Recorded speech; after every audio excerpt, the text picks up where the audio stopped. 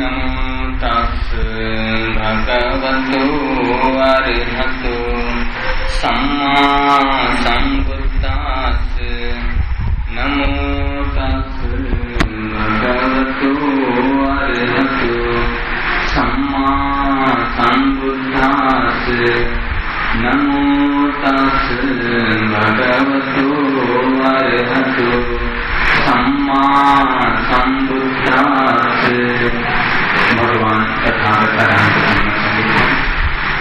भगवंतांचा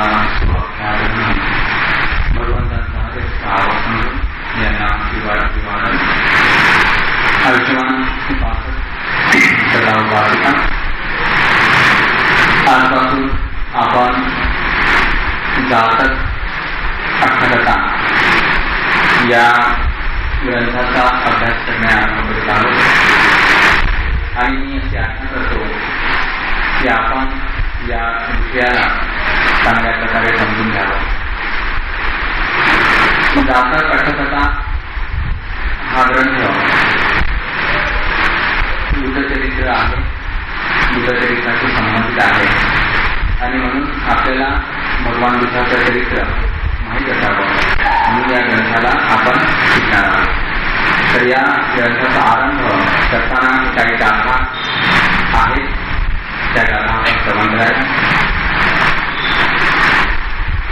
जाती कोटि सहस्रेहि पनामरहितं हितं लोकस्य लोकनाथेन कथं येन महेशिना तस्य पादे नमस्कृत्वा तत्वा धम्मसचञ्जलिं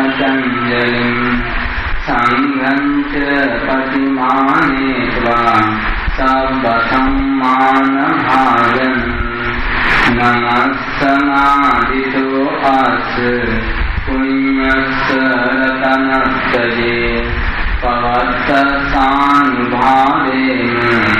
भेत्वा सर्वे विपत्तवे।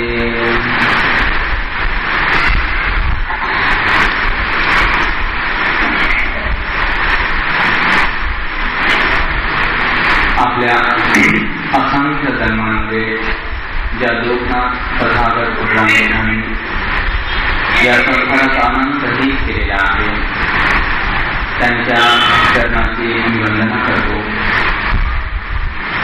त्याचप्रमाणे तथागतांनी शिकवलेल्या सत्संगाची मी वंदना करतो। त्याचप्रमाणे सर्वांसाठी सन्मान माझ्या असणारा भिक्षू संघ यांना सुद्धा मी अभिवादन करतो। या अभिवादन करण्याच्या पुण्यक्रमाने माझे सर्व उपद्रव शांत हो, नष्ट हो, त्याचप्रमाणे आपले सुद्धा सर्व उपद्रव शांत हो, नष्ट हो। जातक अठ्ठकथा हा ग्रंथ श्रीलंकेमध्ये लिहिला गेला। श्रीलंकेमध्ये बुद्धलोक स्थगित ज्यावेळेस केले तर त्यावेळेस संपूर्ण बुद्ध धर्माच्या अठ्ठकथांसह बुद्धवचन त्या ठिकाणी सुरक्षित होतं। आपल्या भारतामध्ये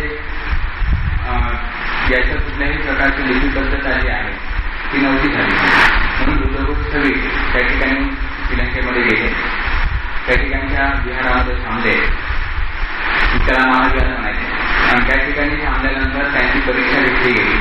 तिथे खरोखर बुद्धवचनांचा अनुवाद करण्यासाठी किंवा बुद्धवचन समजून घेण्यासाठी समर्थ आहेत का आणि त्या विहारामध्ये राहण्याच्या दृष्टीने परीक्षा घेतल्यानंतर एका गाथेवर बुद्धलोक स्थगिरांनी विशुद्धीमंग नावाचा एक ग्रंथ लिहिला आणि विशुद्धीमंग ग्रंथ लिहिल्यानंतर सर्व विहारवासी वरिष्ठ भिक्षूंना वाटलं खरोखर यांना आपण बुद्धवचन सुकृत करायला काही हरकत नाही म्हणून त्यांनी मग बुद्धवचन जे सिंहली भाषेमध्ये त्यावेळेस होतं ते मग बुद्धलोक आचार्यांकडे दिलं आणि दिल्यानंतर मग त्यांनी एक एक करून अशा अठ्ठकथांचा वगैरे अनुवाद केला पाली भाषेमध्ये, सिंहलीमधून पाली भाषेमध्ये। तर त्यापैकी जातक अठ्ठकथा ही सुद्धा एक अठ्ठकथा आहे ज्यामध्ये भगवान तथागतांच्या जीवन चरित्राबद्दलची माहिती आहे. आणि याचा अनुवाद पालीमध्ये हा श्रीलंकेमध्ये झालेला आहे. आणि त्याच्यानंतर आज जो आपल्याला जे ग्रंथ दिसून पडतो तो 1954 ते 1956 दरम्यान जी ब्रह्मदेशामध्ये 6वी संगीती झाली होती, त्या संगीतीमध्ये बाबासाहेब उद्घाटनाच्या प्रसंगी स्वतः उपस्थित होते. त्याचबरोबर गोयंका गुरुजी सुद्धा त्यावेळेस ते छोटे होते, थोडे लहान होते वयाने, पण विष्णू संघाच्या सेवेमध्ये ते सुद्धा उपस्थित होते. त्या परिषदेमध्ये संगीतीच्या प्रसंगी सुरुवातीला बाबासाहेबांनी ब्लूप्रिंट ऑफ बुद्धिझम या नावाचं एक लेक्चर सुद्धा दिलं होतं. आणि बराच काळ म्हणजे 7-8 दिवसपर्यंत ते ब्रह्मदेशामध्ये त्यावेळेस राहिले होते आपल्या पत्नीसह. तर त्या संगीतीमध्ये जेव्हा पाली भाषेमधलं जे लिटरेचर आहे, साहित्य आहे, ते देवनागरी स्क्रिप्टमध्ये किंवा ज्या कोणत्या स्क्रिप्ट आहेत, म्हणजे गुजराती असेल किंवा तामिळ असेल, तेलुगू असेल, तर त्या स्क्रिप्टमध्ये करण्याचं काम हे हाती घेतलं गेलं. त्यावेळेस आपले जे पूज्य भिक्षू जगदीश कश्यप यांनी हे काम हाती घेतलं आणि त्यांच्या अध्यक्षतेखाली नालंदा जे युनिव्हर्सिटी आहे तर त्या युनिव्हर्सिटीचे जे डीन होते आणि त्या युनिव्हर्सिटीच्या माध्यमाने हे संपूर्ण त्रिपिटक जे बुद्धवचन हे त्यांनी देवनागरी स्क्रिप्टमध्ये ते रोमनमध्ये होतं, बर्मी स्क्रिप्टमध्ये होतं, देवनागरीमध्ये होतं. म्हणजे 1956च्या नंतर आपल्याला पाली भाषा देवनागरी लिपीमध्ये वाचता येऊ शकते. त्याच्या आधी पाली भाषा देवनागरी लिपीमध्ये नव्हती, रोमन लिपीमध्ये होती. त्यांचे रोमन लिपीमधलं काम सुद्धा रिस आयडी हॉर्नर यासारख्या श्रेष्ठ लोकांनी रोमन स्क्रिप्ट त्यांनी तयार केली त्यावेळेस. परंतु ते वास्तविकता सर्वसामान्य लोकांना वाचण्यासारखं नव्हतं. तर 1956च्या नंतर त्रिपिटकाचे काही मूळ म्हणजे मूळ त्रिपिटक जे आहे ते पब्लिश केले गेले नालंदा विद्यापीठाने. आणि त्याच्यानंतर मग ते अवायलेबल झालं, पण त्याच्या प्रती खूप कमी होत्या. आणि त्याच्यानंतर त्रिपिटकावर कसल्याही प्रकारची काहीही अवेलेबिलिटी नव्हती. मग 1998च्या काळामध्ये विपස්සना विशोधन विज्ञान म्हणजे इगतपुरीवरून त्रिपिटकाचं देवनागरी जे त्रिपिटक आहे ते पब्लिश झालं आणि ते पब्लिश तायवानवरून केलं गेलं. 1998च्या नंतर त्रिपिटक पालीमध्ये कसं असतं ते लोकांना माहीत झालं आणि गोयंका गुरुजींनी षट्सध्यायन CD रोम म्हणून एक सॉफ्टवेअर तयार केलं. त्या सॉफ्टवेअरमध्ये संपूर्ण 140 जे ग्रंथ आहेत आणि प्लस अन्य ग्रंथामध्ये काही ग्रंथ आहेत, म्हणजे एकूण 217 ग्रंथ एकूण जे पालीमध्ये आहेत तर ते सर्व अवेलेबल CDच्या माध्यमाने सर्व भाषेच्या लोकांना करून दिले आहे. हे अतिशय महान स्तुत्य आणि महान प्रशंसनीय असं आणि महान पुण्यमय असं कार्य त्यांनी त्यांच्या जीवनामध्ये करून ठेवलेलं आहे. तर आज आपल्याला या ग्रंथांना पाहता येऊ शकते, वाचता येऊ शकते, त्याचा आपण अभ्यास सुद्धा करू शकतो. पण दुर्दैव असं आहे की अजूनही बऱ्याचशा ग्रंथांचं मराठीमध्ये अनुवाद झालेला नाही. बऱ्याचशा ग्रंथांचा हिंदीमध्ये सुद्धा अनुवाद झालेला नाही. जातक अर्थकथाचा हिंदीमध्ये आनंद कौशल्यान भंतेजी यांनी अनुवाद केला होता आणि त्यांचाच अनुवाद हा सर्वत्र प्रचलित आहे. त्याचप्रमाणे जे काही मूळ बुद्धवचन आहेत, म्हणजे दीघ निकाय असेल, मध्यम निकाय असेल, अंगुत्तर निकाय असेल, संयुक्त निकाय असेल, तर याचा सुद्धा अनुवाद दीघ निकायाचा अनुवाद राहुल सांस्कृत्यान पंडितने केला होता. मध्यम निकायाचा अनुवाद सुद्धा राहुल सांस्कृत्यान पंडितने केला होता. संयुक्त निकायाचा अनुवाद जगदीश कश्यप स्थगित आणि राहुल सांस्कृत्यान या दोघांनी मिळून केला होता. अंगुत्तर निकाय या ग्रंथाचा अनुवाद भगवंत आनंद कौशल्यान यांनी केला होता.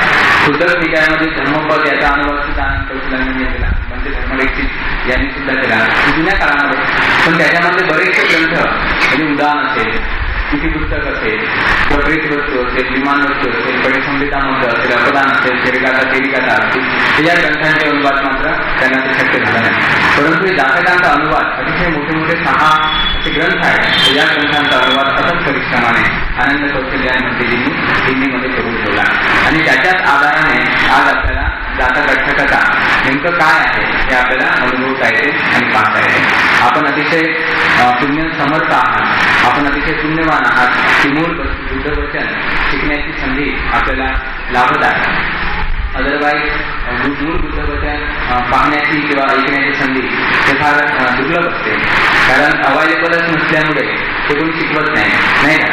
आणि जर कोणाकडे अवेलेबल असलंय तर ते पालिभाषेमध्ये असल्यामुळे, पालिभाषेचं फारसं काही ज्ञान नसल्यामुळे ते फक्त ठेवण्यासाठीच असतं किंवा त्याला कोणी वाचतही नाही किंवा ते समजून नाही सांगत नाही. म्हणून आपण या ठिकाणी या अष्टकथांच्या माध्यमाने जे ज्ञान संपादन करणार आहोत तर हे ज्ञान अतिशय विशुद्ध स्वरूपाचं ज्ञान, हे साधारण ज्ञान नाही आहे.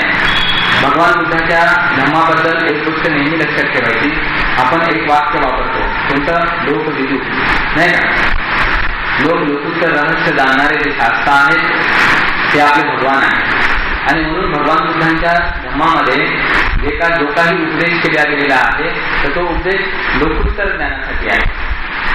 आपल्या चित्तामध्ये जे काही लोकोत्तर ज्ञान आहे, मार्ग आणि फलाचं जे ज्ञान आहे किंवा उत्तर मनुष्य धर्माचं जे काही ज्ञान आहे तर ते ज्ञान आपल्यामध्ये कसं उत्पन्न व्हावं याच्यासाठीच भगवान तथागतांनी उपदेश केलेला आहे. भगवान तथागतांनी आपल्या रोजच्या जीवनामधील किंवा व्यावहारिक जीवनामधील गरजा पूर्ण करण्यासाठी कुठल्याही प्रकारचा काहीही उपदेश केलेला नाही. हे पहिलं तुम्ही लक्षात घेतलं पाहिजे. अदरवाईज बरेचसे जे कार्यकर्ते स्वभावाचे लोक असतात त्यांना असं वाटत राहतं की हे भगवान बुद्धाचं काहीच कामाचं नाही, आम्ही उपाशी आहोत किंवा आमचं असं आहे आमचं तसं आहे, त्या गोष्टी जास्त महत्त्वाच्या आहे, त्या गरजा पहिल्या भागल्या पाहिजे. भगवान तथागताला त्या गरजा भागवण्याची गरज वाटली नाही. ही गरज याच्यासाठी वाटली नाही कारण त्या गरजा मुंग्या सुद्धा, झुरळ सुद्धा, किडे किटकुरे सुद्धा, गाया बैल सुद्धा आपापल्या पद्धतीने भागवत आहेत. ते माणसाला काही शिकवत बसावं लागत नाही, ते त्याच्यामध्ये नॅचरल उपज असते आणि ते केलं जातं. मेन मुद्दा भगवंताच्या समोर हाच होता की मनुष्य मात्र दुःख आहे आणि त्याचं दुःख कसं संपेल, त्याचं दुःख कसं नसतं. आणि म्हणून दुःखमुक्तीसाठी भगवान तथागतांनी या सर्व गोष्टी शिकवलेल्या आहेत. आणि वास्तविक पाहता आपल्या संपूर्ण जीवनामध्ये जे दुःख आहे तर ते कोणत्या अर्थाने सांगितलं गेलेलं आहे हे या साहित्यामधून, वचनांमधून आपल्याला स्पष्टपणे जाणवते. भगवान तथागतांनी जी दुःखाची व्याख्या केली ती जाती, जरा, व्याधी, मरणमहा या प्रकारची केलेली आहे. म्हणून आपण दातेमध्ये पण म्हणतो की इमाय धम्मान धम्म परिपत्तिया बुद्धां सुदेवी धम्मां सुदेवी संगम सुदेवी अद्धा इमाय परिपत्तिया जाती, जरा, मरणमा परमुक्तिस्ता. याचा काय अर्थ होतो, तुम्ही धम्माचं पालन करून बुद्धाची, धम्माची, संघाची पूजा करतो. या माझ्या धर्माच्या पालनाने जाती म्हणजे जन्म, जरा, व्याधी आणि मरण यापासून मला मुक्ती मिळावी, म्हणजे आपल्याला मार्गफल मिळावं असा त्याचा अर्थ. म्हणून जेव्हा तुम्ही धम्म श्रवण करता तेव्हा त्या धम्माला लोकीय आणि लोकोत्तर या दोन्ही अर्थाने आपल्याला श्रवण करायचं आहे नाही का. धम्म श्रवण करत असताना अशा कुठल्याही गोष्टी त्याच्यामध्ये मिक्स करायच्या नाही किंवा तशा प्रकारचा विचार निर्माण नाही करायचा. कारण आपण जे काही शिकत आहोत किंवा आपण जे काही अनुभव करत आहोत तर ती एक ग्रेट गोष्ट आहे, एक महान गोष्ट आहे, आपल्या जीवनाच्या एका स्तराच्या पलीकडे घेऊन जाणारी गोष्ट आहे. म्हणून धम्माचं श्रवण करत असताना त्या दृष्टिकोनातून आपण श्रवण केलं पाहिजे. तर आजपासून आपण जाता तथागता हा ग्रंथ आरंभ करीत आहोत. तर या ग्रंथामध्ये 3 निदान आहेत. सुरुवातीच्या काळामध्ये 3 निदान आहेत. कोणते 3 निदान आहेत तर या निदानांना म्हटलेलं आहे दुरे निदान, अविदुरे निदान आणि संतिके निदान. या गोष्टीला पहिला समजून घ्यायचं. दुरे निदान, अविदुरे निदान आणि संतिके निदान. तर दुरे निदानामध्ये दीपांकर सम्यक संबुद्धाच्या काळामध्ये सुमेध बोधिसत्वाने बुद्ध बनण्याची जी प्रार्थना केली तर त्या क्षणापासून, त्या जन्मापासून तर वेसंतर बोधिसत्वाच्या जन्मापर्यंत जोपर्यंत ते जिवंत होते वेसंतर बोधिसत्व, तर त्या जन्मापर्यंतचा जो काही इतिहास आहे, जी काही हिस्ट्री आहे तर ती हिस्ट्री आहे दुरे निदानामध्ये. समज. मग आपले जे जातक कथा ज्या आहेत किंवा जातक कथा ज्या आहेत तर या जातक कथा या कशामध्ये येतात, दुरे निदानामध्ये येतात. म्हणजे आपण जे काय आता शिकत आहोत बुद्धचरित्र आहे, पण बुद्धचरित्राचा कोणता भाग शिकत आहोत, दुरे निदानाचा भाग शिकत आहोत. जिथे सुमेध बोधिसत्वांच्या बुद्ध बनण्याच्या संकल्पापासून तर वेसंतर बोधिसत्वाच्या काळापर्यंतच्या या गोष्टी आहेत. वेसंतर बोधिसत्वाचा च्यूत झाल्यानंतर म्हणजे त्यांचं देहावस्थान झाल्यानंतर ते तिथून च्यूत होऊन कुशीत देवता लोकांमध्ये उत्पन्न झाले आणि तुषित देवता लोकामध्ये तो पूर्ण काळ पिरियड संपल्यानंतर जेव्हा तिथून तुषित देवता लोकातून च्यूत होऊन जेव्हा सिद्धार्थ गौतम शुद्धोधन राजा जिथे जन्म झाला त्यांचा, तर त्या सिद्धार्थ गौतमाच्या जन्मापासून तर बोधिमंडाच्या खाली म्हणजे बोधिवृक्षाच्या खाली ध्यानस्थ बसून बुद्धत्वाची प्राप्ती करेपर्यंतचा जो काही इतिहास आहे, जो काही एक कालावधी आहे, तर त्या कालावधीला म्हणतात अविदुरे निदान. आणि संतिके निदान म्हणजे भगवान तथागतांनी धम्माचा उपदेश करणं जेव्हा सुरू केलं, बुद्धत्वाची प्राप्ती केल्यानंतरचा जो पिरियड आहे, तर तेव्हापासून तर महापरिनिर्वाणापर्यंतचा जो संपूर्ण त्रिपिटकाचा जो काळ आहे, जिथे जिथे भगवान तथागतांनी श्रावस्तीमध्ये राहत असताना किंवा वैशालीमध्ये राहत असताना, राजगृहमध्ये राहत असताना किंवा मृतकूट पर्वतावर राहत असताना, जिथे कुठे राहत असताना भिक्षूंना, उपासकांना, देवतांना जो काही उपदेश केला, जी त्यांची काही दिनचर्या होती, जो काही त्यांच्या जीवनाचं एक फार मोठं नॉलेज त्यांनी 45 वर्षामध्ये दिलं, तर तो संपूर्ण जो इतिहास आहे, तर तो संपूर्ण इतिहास संतिके निदान याच्यामध्ये ते येतं. म्हणजे भगवान तथागतांचं चरित्र आपण जर विचार केला तर किती विस्तृत आणि किती मोठा आहे, नाही का?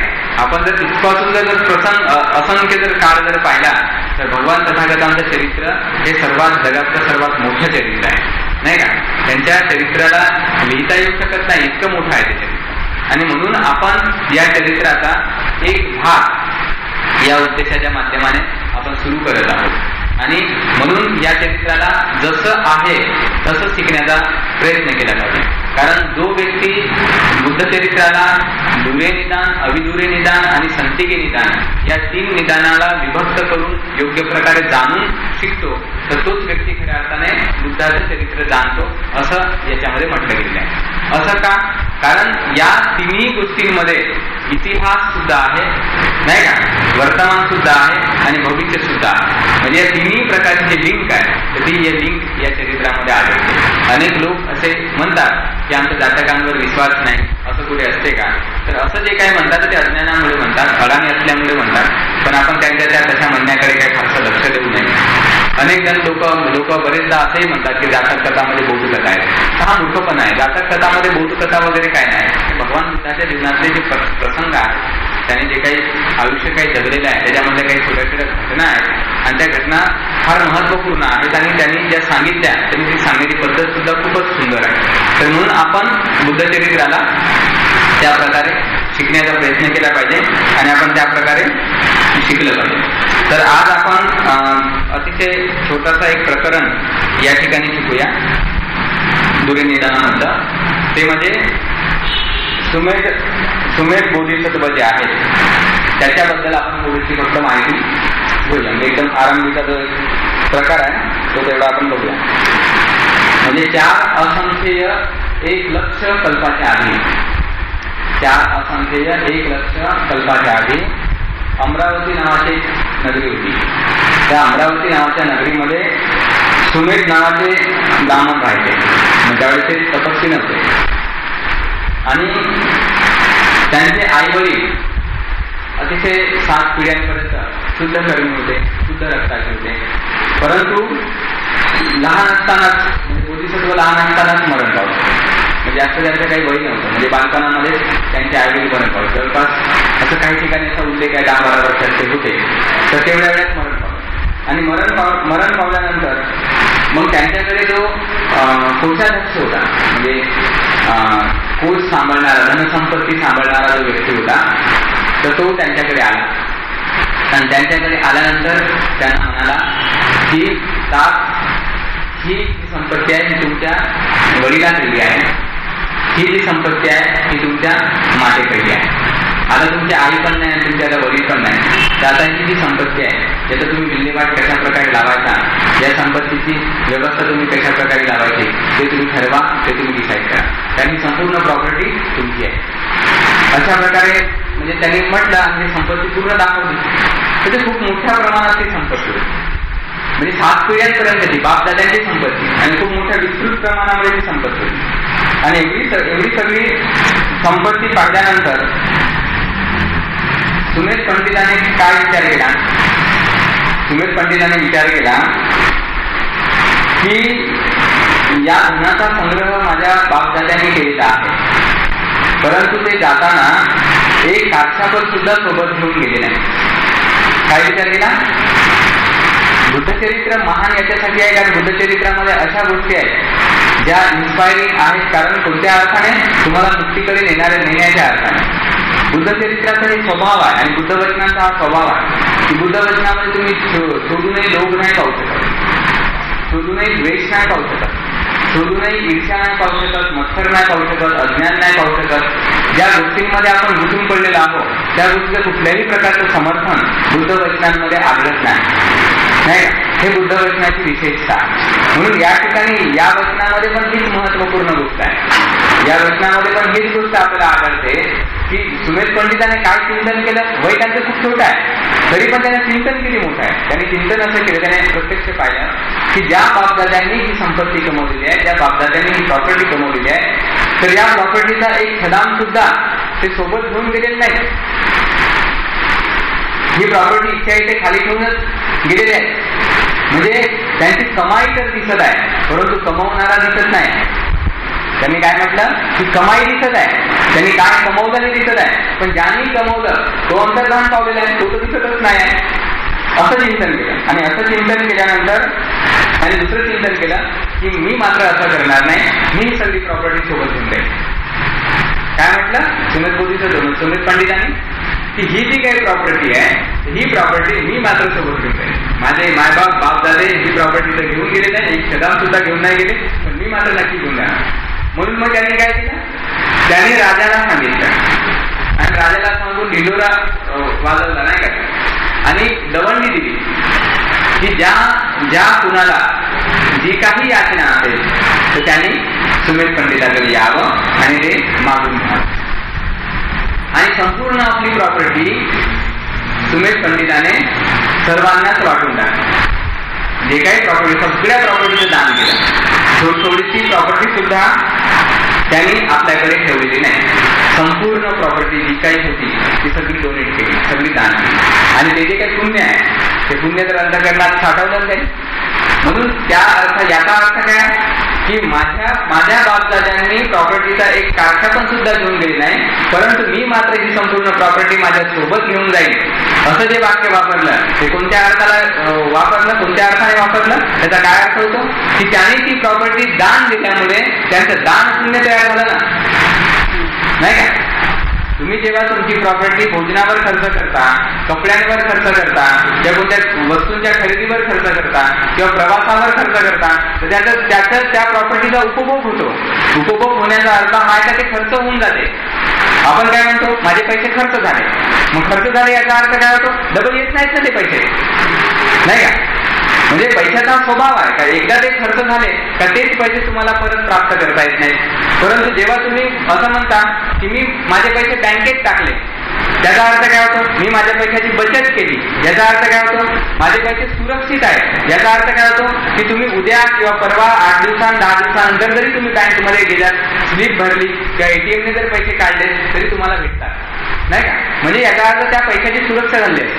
म्हणून बोधिसत्व या ठिकाणी काय म्हणतात, बोधिसत्वाने म्हणजे पंडिताने काय या ठिकाणी म्हटलेलं आहे की माझे बापदादा एक काठा पण सुद्धा घेऊन गेले नाही, परंतु मी मात्र संपूर्ण प्रॉपर्टी माझ्या सोबत घेऊन जाईल. आणि म्हणून मग त्यांनी राजाला सांगितलं, याचकांना बोलवलं तर ज्यांना जे लागते त्यांनी ते सर्व घेऊन जावं आणि मग संपूर्ण प्रॉपर्टी त्यांनी डोनेट केली.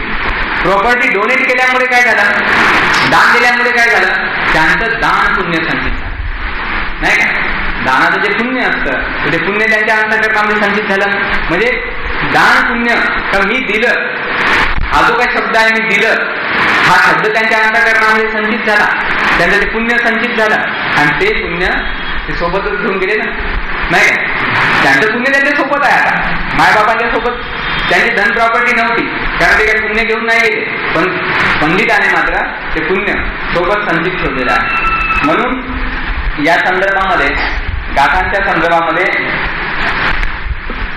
बुद्धवंश नावाचा जो ग्रंथ आहे त्याच्यामध्ये सुमेध पंडिताचं चरित्र हे गाथांच्या माध्यमाने सांगितलं गेलेलं आहे.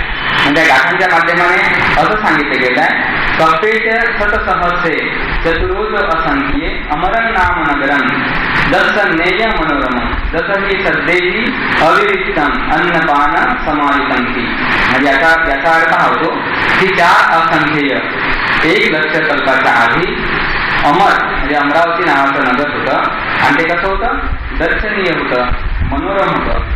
दसही सद्देही अविरिक्ते म्हणजे 10 प्रकारचे शब्द त्या ठिकाणी गुंजायमान होते. 10 प्रकारचे जे शब्द आहेत ते 10 प्रकारचे शब्द त्या ठिकाणी बोलले जायचे म्हणजे ऐकू यायचे.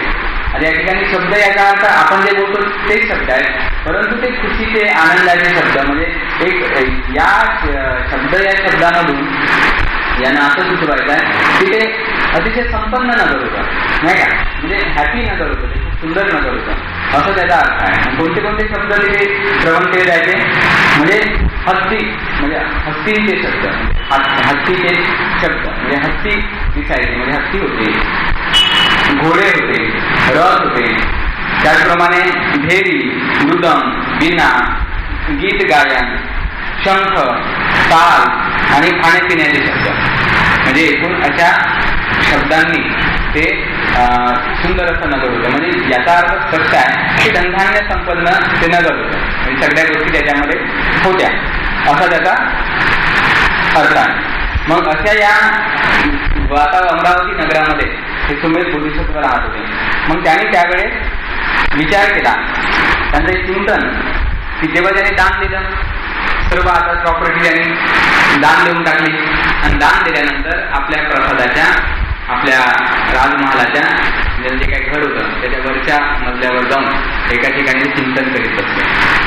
आणि त्यांचं हे चिंतन खूप अतिशय महत्वाचं आहे, कारण ही चिंतनशीलता त्यांनी जे जाणलं, त्यांनी जे पाहिलं त्या चिंतनामधूनच तर त्यांनी गृहत्याग केला, त्या चिंतनामधूनच तर त्यांच्यामध्ये बोधिसत्वचर्या उत्पन्न झाली. या चिंतनामुळेच त्यांनी बुद्ध बनण्याचा संकल्प सुद्धा केला. म्हणून हे चिंतन जे आहे हे फार महत्वाचं आहे आणि या चिंतनाला आपण समजून घेतलं पाहिजे. हे चिंतन प्रत्येकामध्ये आलं पाहिजे.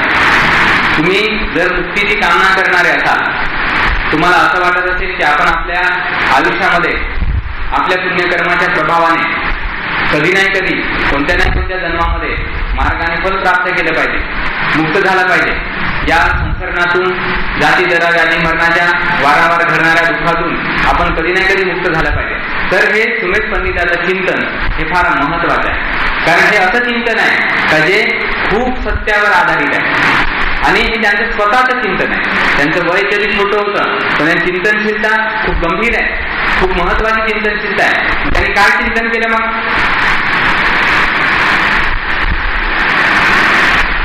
त्यांनी चिंतन केलं की जन्म ग्रहण करणे दुःख आहे. त्यांनी काय चिंतन केलं की जन्म ग्रहण करणे दुःख आहे. का, कारण प्रत्येकाचा जन्म झाला तर त्याला मरावंच लागतं, नाही का. म्हणजे जिथे जन्म आहे तिथे मृत्यू आहे, जिथे जन्म आहे तिथे जरा आहे, जिथे जन्म आहे तिथे व्याधी आहे. आणि हे जन्म झाल्याबरोबर जरा, व्याधी आणि मरण याचा सामना प्रत्येकाला करावा लागतं आणि हे अतिशय दुःखदायक आहे, म्हणजे एकदमच दुःखदायक आहे. तर या दुःखातून मुक्त होण्यासाठी अतिशय शांत, अतिशय शीतल अशी कुठली तरी अवस्था असली पाहिजे जिथे जाती जरा व्याधी मरण असं नाही, जिथे निर्वाण असेल, पूर्णतः मुक्तीची अवस्था असेल, यामधून फ्री होण्याची एक अवस्था असेल, असं कुठेतरी काहीतरी असलं का. म्हणजे त्याच्या मनामध्ये असं आलं की आपला कोणताही जरी जन्म झाला, कुठलाही जरी जन्म झाला तरी त्या जन्मासोबत व्याधी, म्हातारपण आणि मृत्यू नक्कीच येतो. म्हणजे कुठलाही जन्म जरी झाला तरी मरण अवश्यंभावी आहे, मरण नक्कीच येते. आणि मग अशा परिस्थितीमध्ये आपण सुखी कसे राहू शकणार, आपण जर दुःखी का ना, तर या दुःखातून मुक्त होण्यासाठी काहीतरी असलं पाहिजे, या चित्ताला उद्विग्नतेतून शांत करण्यासाठी काहीतरी असलं पाहिजे, या जाती जरा व्याधी मरणातून मुक्त करण्यासाठी निर्माण रूपी असं नगर नक्कीच असलं पाहिजे. असं त्यांनी चिंतन केलं आणि चिंतन केल्यानंतर मग त्यांनी काय विचार केला, परत रहोगतो निश्चित्वा एवं चिंते सहंतता दुःखो पुनर्भवो नाम शरीरस्य भेदनं जाति धम्मो जरा धम्मो व्याधि धम्मो सहंतता अजरं अमरं खेमं पर्येषि सामि निकुतिं जन्नुन्निमं सुदिकायं नाना कुनपपूरितं श्रद्धयित्वान गच्छेयं अनपेक्षो अनर्थिको अस्ति होहिते व्योमग्गो न तो सक्ता न हेतुये पर्येषि सामि तन्मग्गं भवतो परिमुक्तियाति. म्हणजे बोधिसत्वमध्ये पंडिताने अशा प्रकारचं चिंतन केलं. रहोगतो निश्चित्वा म्हणजे ध्यानस्थ बसून एकांतामध्ये बसून त्याने असं चिंतन केलं की पुनर्भवाचं म्हणजे आपण जे वारंवार जन्म धारण करतो तर त्याचं नावच दुःख आहे. कारण का तर आपला जन्म झाला तर आपल्या शरीराचा भेदन होते म्हणजे आपल्या शरीराचं मरण होते आणि हे दुःखदायक आहे. या जन्मासोबत जरा आहे व्याधी आहे आणि ही सुद्धा दुःखदायक आहे. तर अजर अमर खेमंग या ठिकाणामध्ये अजर असणारी गोष्ट अमर असणारी गोष्ट शांत अतिशय शीतल असणारी अशी गोष्ट काहीतरी आहे का ज्याला निवृत्ती म्हणजे त्या ठिकाणी पूर्ण दुःख व्यथा वेदना शांत झालेल्या असतात अशी अवस्था अशी गोष्ट आहे का. आणि जर तसं असेल तर मला नक्कीच त्याची पर्यवेक्षणा केली पाहिजे मला नक्कीच त्याचा शोध केला पाहिजे अशा प्रकारचं मग त्याने चिंतन केलं. आणि अशा प्रकारे चिंतन करत असताना पुढे त्यांनी परत चिंतन केलं. यथापि दुःखे विद्यन्ते सुखं नामपि विद्यति एवं भवे विद्यमाने विभवोपि इच्छितव्यको अथापि उन्ने विद्यन्ते अपरं विद्यति शीतलम् एवं त्रिविधग्गि विद्यन्ते निब्बानं इच्छितव्यकम् यथापि पापे विद्यन्ते कल्याणपि विद्यति एवमेव ध्याति विद्यन्ते अजातिपि इच्छितव्यन्ति. म्हणजे ह्या प्रकारचं चिंतन केलं. त्याच्या समोर ज्या त्यांनी निर्वाणाची कामना केली त्या निर्वाणाचं काहीतरी असलं पाहिजे. त्याने पुढे काय चिंतन केलं. यथापि दुःखे विद्यन्ते सुखं नामपि विद्यते म्हणजे ज्याप्रमाणे या लोकांमध्ये दुःख आहे त्याचप्रमाणे सुख सुद्धा आहे नाही का. म्हणजे दुःखाचा प्रतिपक्ष दुःखाच्या विरुद्ध सुख आहे की नाही. तर मग यात दुःख आहे त्यात सुख आहे.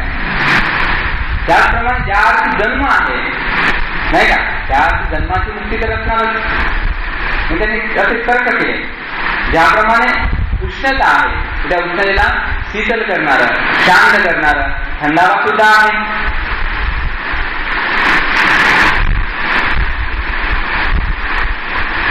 आणि ज्या अर्थी पुण्य म्हणजे पाप आहे त्या अर्थी या जगामध्ये पुण्य सुद्धा आहे. त्याचप्रमाणे जन्म आहे म्हणजे त्या जन्मातून मुक्त होण्यासाठी त्या आवागमनातून मुक्त होण्यासाठी काहीतरी तर नक्कीच मार्ग असला पाहिजे. अशा प्रकारे मग त्यांनी बोधिसत्वाने चिंतन केलं. आणि ते चिंतन चालू असताना त्यांनी परत विचार केला. आणि हा विचार त्यांचा खूपच महत्वाचा आहे.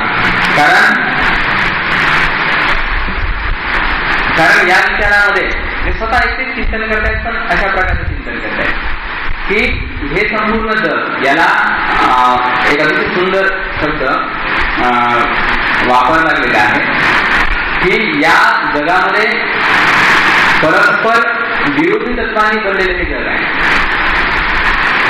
म्हणजे डायरेक्टिक स्वरूपाचं हे जग आहे. म्हणजे ज्या अर्थी सुख आहे त्या अर्थी दुःख आहे नाही का. जसं ज्या अर्थी दिवस आहे त्या अर्थी रात्र आहे. ज्या अर्थी उष्णता आहे त्या अर्थी शीतलता आहे. ज्या अर्थी पाप आहे त्या अर्थी पुण्य आहे. म्हणून त्यांना बोधिसत्वांना वाटलं पंडितांना वाटलं की ज्या अर्थी हे आहे त्या अर्थी जाती जरा व्याधी मरण जर असेल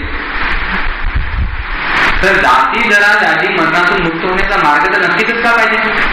कारण ज्या अर्थी दिसत आहे मला असं तर त्या अर्थी ही तर गोष्ट असलीच पाहिजे. म्हणजे त्यांचं चिंतन बघा किती म्हणजे गंभीर चिंतन आहे. कारण बुद्धवचन त्यांनी श्रवण केलेलं नाही. बुद्धांचा जो नियम आहे तो त्यांनी आत्मसात केलेला नाही. त्यांना तो माहीत सुद्धा नाही आहे. ते स्वतःच तसं चिंतन करतायत. ते पाहत आहेत स्वतःच्या अनुभवाने आणि अनुभवाने पाहून ते चिंतन करत आहेत. ज्या अर्थी ही गोष्ट त्याचा प्रतिपक्ष आहे त्या जाती जरा जाती मरण आहे त्याचा प्रतिपक्ष निर्माण तर असलाच पाहिजे नाही का. म्हणून मग असं चिंतन करता करता त्यांनी परत असं चिंतन केलं की यथा गूढगतो पुरुषो तडाकं विश्वान पूरितं न गवेषति तं तडाकं न दोषो तडाकस्ततो एवं किलेश मदधोवे विद्यन्ते अमतंतले न गवेषति तं तडाकं न दोषो अमतंतले. यथा अरिहि परिशुद्धो विद्यन्ते गमने पथे न पलायति सो पुरुषो न दोषो अन्यतस्ततो एवं किलेश परिरुद्धो विद्यमाने शिवे पथे न गवेशति तन्मग्नं न दोषो शिव मज्जसे यथापि व्याधितो पुरुषो विद्यमाने चिकित्सके न चिकित्सापेति संव्याधि न दोषो चिकित्सके एवं क्लेश व्याधि दुःखितो परिपीडितो न गवेशति तम् आचर्यं न सो दोषो विनायकेति. म्हणजे म्हणून बोधिसत्वाने म्हणजे पंडिताने परत चिंतन केलं की एखादा व्यक्ती खूप म्हणजे अतिशय उद्बोधक चिंतन आहे आणि आपण ते केलं पाहिजे. स्वतः आपण या गोष्टी स्वतःला जाणवल्या पाहिजे आणि आपणही तसं चिंतन केलं पाहिजे. की काय म्हणतात या ठिकाणी पंडित की एखादा व्यक्ती अतिशय घाणीने बरबटलेला, खूप म्हणजे दुर्गंधीयुक्त घाणीने तो बरबटलेला आणि जवळच 5 प्रकारची कमळ असलेलं सुंदर तलाव आहे आणि तलाव त्याला दिसत आहे. त्या तलावामध्ये पाणी पण आहे आणि अशा परिस्थितीमध्ये जो घाण झालेला दुर्गंधीयुक्त असलेला हा मनुष्य देह जर समजा हा माणूस जाऊन त्या तलावामध्ये स्वच्छ करून घेत नसेल, आंघोळ करत नसेल आणि आपल्याच प्रमादामध्ये राहत असेल आणि अस्वच्छच राहत असेल तर यामध्ये त्या तलावाचा काय दोष आहे? काय म्हटलेलं आहे म्हणजे काय त्यांनी चिंतन कसं केलं की एखादा व्यक्ती घाणीने बरबटलेला आहे, समोर तलाव दिसत आहे आणि तरी त्या तलावात जाऊन तो आंघोळ जर करत नसेल तर त्या तलावाचा काय दोष? तो तर या माणसाचाच दोष आहे ना. हा माणूस स्वतः बरबटलेला राहणार आहे म्हणजे या माणसाचाच दोष आहे. दुसरी गोष्ट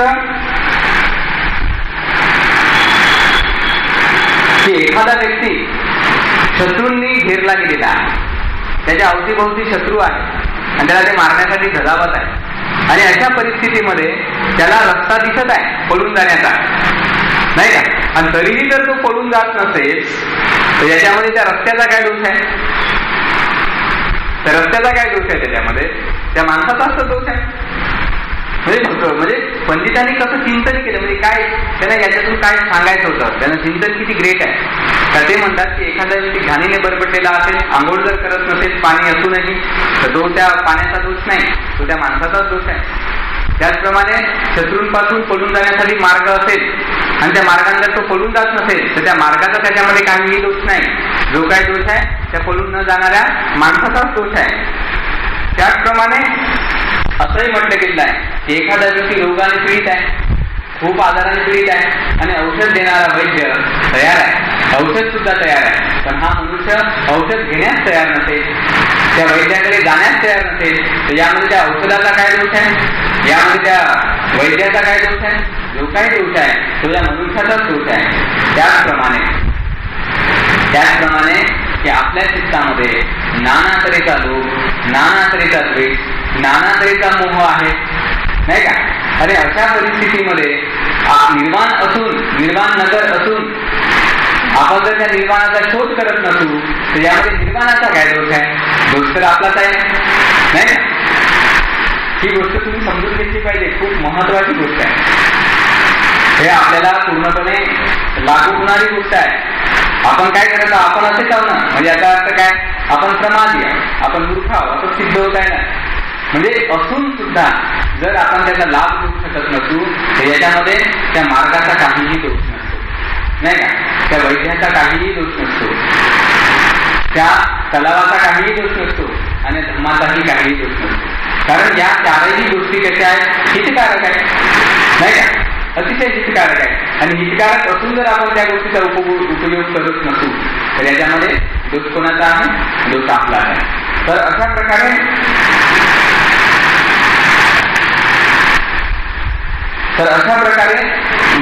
पंडिताने चिंतन केलं आणि याच्या परत त्याने काय चिंतन केलं? याच्याबरोबर त्याने चिंतन केलं कारण त्याला निर्माणाची आशा निर्माण झाली चित्तामध्ये. काय एवढं सगळं असून जर मी त्याचा उपयोग करत नसेल तर शक्य नाही ते केलं पाहिजे उपयोग. म्हणून त्यांनी काय केलं की या मलिन शरीराला सोडून म्हणजे या मलिन कायेच्या आसक्तीला सोडून मी मलरहित असणाऱ्या निर्वाण नगरामध्ये प्रवेश केला पाहिजे. म्हणजे मी निर्वाणाची साधना केली पाहिजे. म्हणजे मी दुःखाच्या मुक्तीचा मार्ग शोधला पाहिजे आणि त्या मार्गावरून मी चाललं पाहिजे. तर या कायाच्या बद्दल जी माझी अटॅचमेंट आहे, या कायाच्या बद्दल जी माझी आसक्ती आहे, तिचा मी नक्की त्याग केला पाहिजे. आणि मग त्याने उपमा काय दिली आहे की ज्याप्रमाणे एखादा स्त्री अथवा पुरुष मलमूत्र त्यागल्यानंतर त्या मलमूत्राकडे परत झुकूनही पाहत नाही, त्याचप्रमाणे मी सुद्धा जे काही त्याग करणार आहे, म्हणजे आपल्या कायेच्या उपभोगाच्या ज्या काही वस्तू आहेत, ज्या काही सेवा आहेत, त्या सगळ्या गोष्टींचा मी आता त्याग करीत आहे.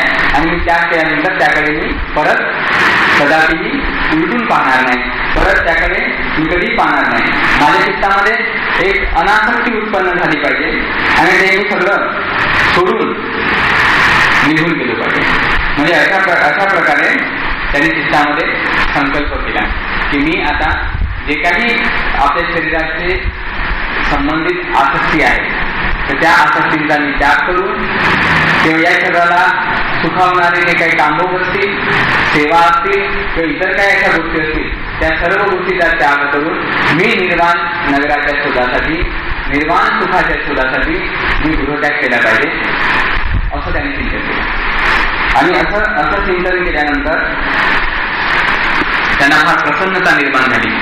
आणि अशा चिंतनासह मग त्याने घरगृहस्थीचा त्याग केला. ते अतिशय लहान असताना, त्यांचं वय काय फार मोठं नव्हतं, म्हणजे तारुण्याच्या सुरुवातीला मग त्यांनी त्यांच्या संपूर्ण घरगृहस्थीचा त्याग केला. आणि त्याग केल्यानंतर मग ते सुमेर पंडित हे साधू बनले. तर उद्या आपण सुमेर पंडितांची जी पद्धत आहे त्याच्या संदर्भात उद्या आपण बघूया. परंतु आता आपण या गोष्टी समजून घेतल्या पाहिजे की किती म्हणजे त्यांचं जे चरित्र आहे किती ग्रेट आहे, त्यांची चिंतनशीलता स्वतःच्या जीवनाबद्दलची किती ग्रेट आहे, हे मी याच्यासाठी शिकवणं सुरू केलं. कारण तुमच्या जीवनामध्ये सुद्धा ही चिंतनशीलता आली पाहिजे. कारण जीवनामध्ये कुठलाही मनुष्य जर दुःखमुक्तीच्या मार्गावर आरूढ होत असेल तर भगवान सांगतात की 2 गोष्टींमुळे दुःखमुक्तीच्या मार्गावर आरूढ होतो. किती गोष्टींमुळे? 2 गोष्टींमुळे. त्यामध्ये पहिली गोष्ट आहे परतोच घोषो आणि दुसरी गोष्ट आहे योनिसो मनसिकारो. परतोच घोष म्हणजे जो व्यक्ती संतांचा उपदेश श्रवण करतो. संत म्हणजे कोण? स्वतः भगवान बुद्ध, प्रत्येक बुद्ध आणि भिक्षू किंवा भिक्षुनी यांचा उपदेश श्रवण करणे म्हणजे याला म्हणतात दुसऱ्यांकडून उपदेश श्रवण करणे, दुसऱ्यांकडून ज्ञान श्रवण करणे. या ज्ञान श्रवण करण्याने माणसाला सम्यक्दृष्टी प्राप्त होते, योग्य दृष्टी प्राप्त होते. आणि दुसरी गोष्ट योनिसो मनसिकार म्हणजे योग्य प्रकारे चिंतन मनन केल्याने सुद्धा सम्यक्दृष्टी प्राप्त होते, योग्य दृष्टी प्राप्त होते. या ठिकाणी जे आपण सुमेर पंडिताविषयी पाहतो तर त्यांनी स्वतः योग्य प्रकारे चिंतन मनन करून योनिसो मनसिकार करून सम्यक्दृष्टी प्राप्त केलेली आहे, नाही का? आणि त्यांच्या त्या सम्यक्दृष्टीमुळे त्यांनी काय केलेलं आहे? सर्वात पहिली गोष्ट त्यांनी केली की आपल्या संपूर्ण प्रॉपर्टीचं त्यांनी दान करून टाकलं. म्हणजे आपल्या लोभावर विजय मिळवण्याचा त्यांनी प्रयत्न केला, एक दान पुण्य संपादन करण्याचा प्रयत्न केला. दुसरी गोष्ट, या शरीराबद्दलची माझी आसक्ती, या शरीराबद्दलची मला जे काही सेवा भेटते किंवा कामभोग आहे त्याचा मी परित्याग करतो, त्याच्याप्रती मी अनुत्सुक होतो आणि मी गृहत्याग करून टाकतो, नाही का? म्हणजे मी प्रवर्त्या घेतो, मी साधू बनतो. अशा प्रकारे त्यांनी दुसरा संकल्प केला. म्हणजे त्यांनी अगदी स्टार्टिंगला सर्वात पहिली गोष्ट उत्पन्न जी झाली ती म्हणजे त्यागाची भावना, नाही का? तर निर्वाणाचं हे पहिलं लक्षण आहे की निर्वाणाच्या मार्गावरून चालणाऱ्या माणसाला पहिली गोष्ट करावी लागते आणि ती म्हणजे त्यागच करावा. कारण ज्याला आपण मी म्हणतो, माझं म्हणतो, ज्या गोष्टींमध्ये आपण सुख शोधतो तर त्याच गोष्टीचा त्याग करावा आणि ही त्यागाची भावना त्यांच्या चित्तामध्ये निर्माण झाली. आणि ते निर्माण होण्यासाठी त्यांनी योग्य प्रकारे चिंतन मनन केलं, अयोग्य प्रकारे नाही, चुकीच्या पद्धतीने नाही. चिंतन मनन फार महत्वाची गोष्ट आहे, योनिसो मनसिकार फार महत्वाची गोष्ट आहे. बरेचदा आपण या संसारामध्ये गुरफटून का राहतो? कारण आपलं चिंतन मनन अयोग्य असते, आपलं चिंतन मनन चुकीच्या पद्धतीने असते. कसं चुकीच्या पद्धतीने असते? जसं आता याला एक सूत्र आहे, भगवान तथागतांनी शिकवलं, त्याला विपर्यास सूत्र म्हणतात. विपल्लास सूत्र असं त्याचं नाव आहे. ते अमृतनिकायाच्या दुःख निपातामध्ये आहे. त्या सूत्रामध्ये काय सांगितलेलं आहे, आपलं चिंतन मनन कसं 3 प्रकारे चुकतं. कसं चुकतं ते, तर आपण जे अनित्य आहे त्याला नित्य म्हणतो. समजलं? जे अनित्य धर्म आहे त्याला आपण नित्य धर्म समजतो. जे दुःख धर्म आहे त्याला आपण सुख धर्म समजतो. जे अनात्म धर्म आहे त्याला आत्मधर्म समजतो. आणि जे अशुभ धर्म आहे त्याला शुभ धर्म समजतो. म्हणजे या 4 गोष्टींना आपण अशा प्रकारे चुकीच्या पद्धतीने समजतो. चुकीच्या पद्धतीने केवळ समजतो असं नाही, आपण तशी दृष्टी धारण करतो, या एका ठिकाणी चूक करतो. आपण जसं चित्त धारण करतो हे दुसऱ्या ठिकाणी चूक करतो. आणि आपण त्याची संज्ञा धारण करतो हे तिसऱ्या ठिकाणी चूक करतो. आपण बोलतो सुद्धा तसेच ना, नाही का? म्हणजे आपण अनित्यतेला अनित्य समजत नाही, दुःखाला दुःख समजत नाही, अनात्माला अनात्म समजत नाही आणि अशुभाला अशुभ समजत नाही.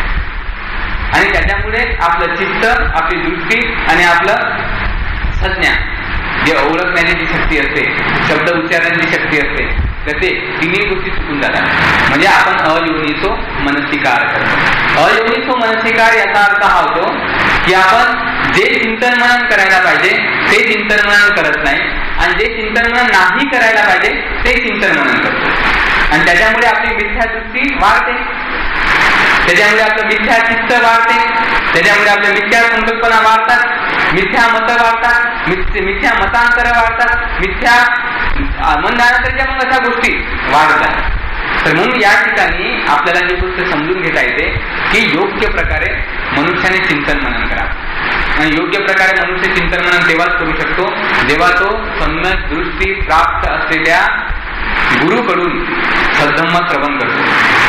जर सद्धम्म श्रवण नाही केला तर तुम्हाला योग्य प्रकारे चिंतन मनन करता येऊ शकत नाही. कुठलाही व्यक्ती योग्य प्रकारे चिंतन मनन जर करत असेल तर ते केवळ एकाच कारणामुळे की त्याने कधी नाही कधी कुठल्या ना कुठल्या जन्मामध्ये सद्धम्म श्रवण केला. धम्मश्रवण महात्म्य वर्णन या पुस्तकामध्ये ही गोष्ट तुम्हाला प्रकर्षाने जाणवू शकते की भगवान त्या सूत्रामध्ये म्हणतात, त्या ग्रंथात म्हणतात की एखादा व्यक्ती चम्मचभर भात जरी दान देत असेल किंवा थोडस जरी त्याग करत असेल ना तर ते केवळ त्यांनी धम्मश्रवण केल्यामुळे करतो. जर एखाद्याने धम्म जर श्रवण नसेल केला की काहीतरी दानाचं फळ आहे, काहीतरी त्यागाचं फळ आहे, त्याग करणं चांगलं आहे, त्याग आपण केलं पाहिजे, हे जर त्याने कधी श्रवण जर केलं नसेल तर या जगातला कुठलाही व्यक्ती चम्मचभर का एक सीधभर सुद्धा दान नाही करू शकत. इतकं त्या माणसाच्या मनाचा लोभ असतो, इतकं त्या माणसाच्या मनामध्ये विकार असतात. परंतु ते नष्ट कशामुळे होतात, कमी कशामुळे, सद्धम्माचं श्रवण केल्यामुळे. म्हणून सद्धम्माचं श्रवण केल्यामुळे आपलं चिंतन मनन योग्य बनतं. काही लोक आता ज्या ते सुमेध पंडित आहेत त्यांनी ज्या योग्य प्रकारे चिंतन मनन केलेलं आहे ते त्यांचं फार मोठं पूर्वपुण्य आहे, नाही का? कारण पूर्वपुण्य असल्याशिवाय ते शक्य नाही. भविष्यात म्हणजे नंतरच्या एपिसोडमध्ये तुम्ही हे चांगल्या प्रकारे जाणार की खरोखर त्यांचं पूर्वपुण्य होतं. म्हणून त्यांना अतिशय कमी अवधीमध्ये त्या अतिशय प्रचंड मोठ्या गोष्टी त्या धर्माच्या दृष्टिकोनातून लाभ झाला, नाही का? तर म्हणून या गाथांमधून आपण योग्य प्रकारचं चिंतन मनन करायला शिकावं. आणि सर्वात महत्वाची गोष्ट हीच शिकावं का जर तुम्ही घाणीने बरबटलेले असाल, जर तुम्ही रोगी असाल, जर तुम्ही मार्ग भटकलेले असाल, जर तुम्ही दुःखी असाल तर आपल्याकडे एकच मार्ग आहे आणि तो म्हणजे सद्धम्म. कारण सद्धम्म आपली संपूर्ण लोकद्वेष मोहाची घाण नष्ट करू शकते, आपले लोकद्वेष मोहातून उत्पन्न होणारे संपूर्ण आजार नष्ट करू शकते. आणि एवढी सगळी सुविधा आपल्याकडे असून जर आपण धर्माचं पालन नाही करू शकलो तर आपला जन्म वाया नाही गेला का, नाही का? म्हणून जन्म वाया नाही घालवायचा. बोधिसत्वाच्या या चिंतनामधून आपण ही गोष्ट समजून घेतली पाहिजे की दोष धर्माचा कधीच नसतो, दोष त्या वैद्याचा नसतो, दोष त्या रस्त्याचा नसतो, दोष त्या पाण्याचा नसतो. जर आपण त्याचा उपयोग करू शकत नसलो तर दोष आपला असतो, नाही का? म्हणून आता आपण आपल्या या दोषातून, आपल्या या विकारांमधून, या आपल्या कमजोरीमधून थोडं बाहेर आले पाहिजे आणि धम्माचा मार्ग आत्मसात करून सुखी झाला पाहिजे. तर मला अशी आशा आहे की या प्रकरणामधून आपल्याला खूप काही चांगल्या गोष्टी समजल्या असतील. तर या ठिकाणी थांबतो. भवतु सर्वमंगलं रक्षन्तु सर्वदेवता सर्वबुद्धानुभावेन सदा सुखी भवन्तु ते. भवतु सर्वमंगलं रक्षन्तु सर्वदेवता सर्वधर्मानुभावेन सदा सुखी भवन्तु ते. भवतु सर्वमंगलं रक्षन्तु सर्वदेवता सर्वसंघानुभावेन सदा सुखी भवन्तु.